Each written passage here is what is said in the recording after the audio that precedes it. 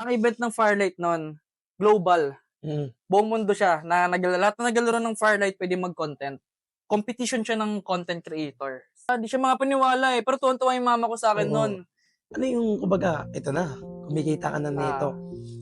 Ano yung unang naging reaction ng mother mo na, uy, tuwang-tuwa siya nung una kasi ano yun before ako magkaroon ng kontrata sa Firelight, nagpa-event yung Firelight.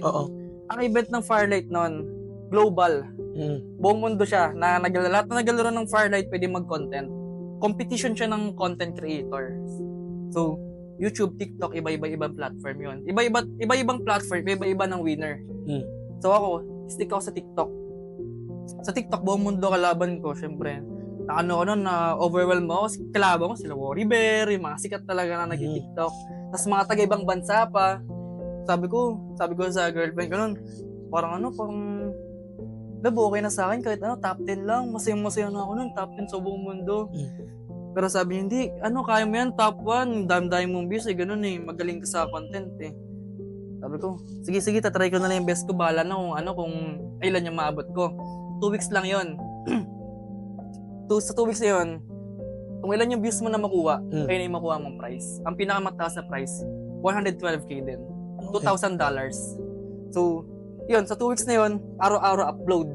Upload ako ng upload hanggang sa, ito na, abangan na ng results. Bilang first day ng result nun, parang nasa top 6 ako nun So, hindi pa siya nagre-reset. Nagre-reset kasi yun Top 6 na ako, hindi pa daw ito nagre-reset. Kinakabahan ako nun. Pag-isi ako, kinabukasan na boom. Pag-open ko ng messenger ko, puro congrats. May GC kasi ng mga content creators Puro congrats, binibiro na, uy, paano, libre naman, ganun. Sabi ko, bakit?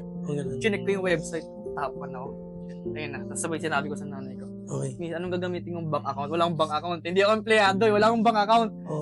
Sabi niya, legit ba? Di siya makapaniwala Pero tuwan-tuwa yung mama ko sa akin nun. Di siya makapaniwala. Kasi yung mama ko, hindi naman siya parang mukhang pera na, uy, may pera na ako, ganun. Hindi siya ganun Basta siya para sa akin. Hindi siya nangihingi. Siyempre, alam mo naman yung nanay, di ba? Yun na naman gusto ng nanay. So, parang yung best sa'yo pinoprotect ka rin nila So, ayun. Ginamit ko yung bank account niya. Sa kanya pinasa. Winidraw niya.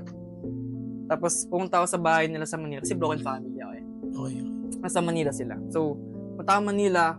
Binasaan yung pera buo. Pero yun, natiyan ko yung kapatid ko, pambayad na sa bilas, gano'n. So, uwi. Ayun yung reaction sa akin ng mama ko, masaya siya.